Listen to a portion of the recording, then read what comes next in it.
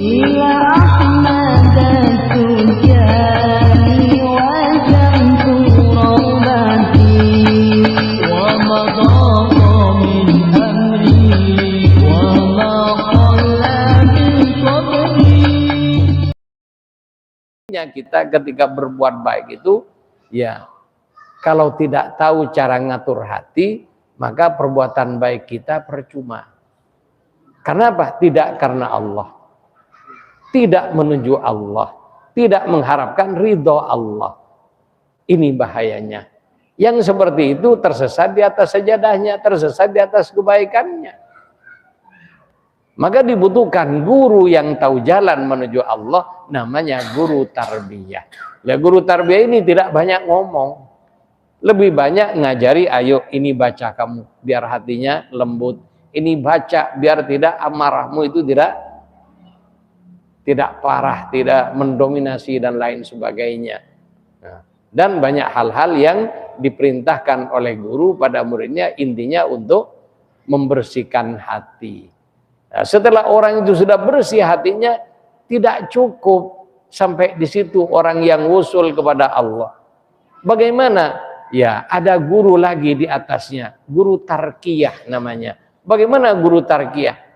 Di depan guru tarbiyah seorang murid laksana seorang pasien di depan dokter ahli yang tidak boleh mempersoalkan apa kata dokter. Bahkan dicontohkan di Quran, karena ada yang bilang, enak ya kalau jadi guru tarbiyah, bisa seenaknya pada murid. Karena murid ketika disuruh apapun oleh guru tarbiyah tidak boleh menolak. Contohnya Nabi Musa di surat Kahfi.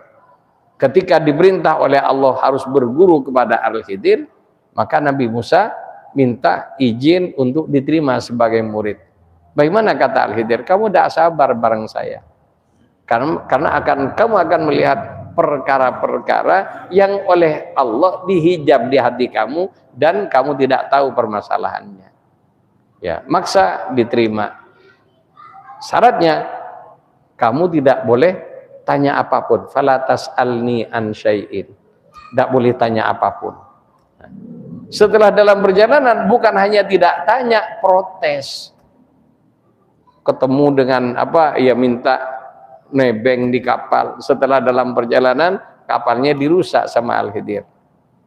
Akhirnya Nabi Musa, waduh, kamu telah berbuat kerusakan. Laqad ji'ta syai'an imra. Turun dari kapal, ada anak kecil bermain, tiba-tiba dibunuh sama Al-Khidir. Aduh, kamu telah berbuat dosa besar. Laqad ji'ta syai'an nukra. Nah ini akhirnya setelah 3 kali dia tidak ittifaq dengan apa yang dilakukan oleh gurunya, apa yang terjadi? Hadza firaqu baini wa bainak. Jadi ini, kalau guru tarbiyah seorang murid mempersoalkan gurunya 3 kali berturut-turut, dipecat. Jadi guru tarbiyah harus ditaati secara mutlak. Karena apa? Guru tarbiyah minimal orang yang arif billah, orang yang makrifah jalan menuju Allah. Bagaimana mencapai ma'rifah billah ini para hadirin rahimakumullah? Jadi orang yang sudah sempurna, nafsunya sudah kamilah. Prosesnya bagaimana? Nabi ditanya oleh malaikat Jibril. Pertama, mal Islam, mal iman, mal ihsan. Nah ini. Jadi ini dituduh oleh orang-orang Wahabi bahwa ini perkara baru dalam Islam. Tidak ada tasawuf. Kan begitu kan? Dikira perkara baru, padahal jelas ada hadisnya ada. Bagaimana kata malaikat Jibril? Mal ihsan, apa ihsan? Nabi menjawab, anta budallah ka'annaka tarah. Orang ihsan itu ketika dia beribadah kepada Allah, baik ibadah mahdhahnya dalam sholat atau dalam seluruh lini kehidupannya, dari tidur bangun sampai tidur lagi, ka'annaka tarah, laksana dia berhadapan dengan Allah, laksana melihat Allah.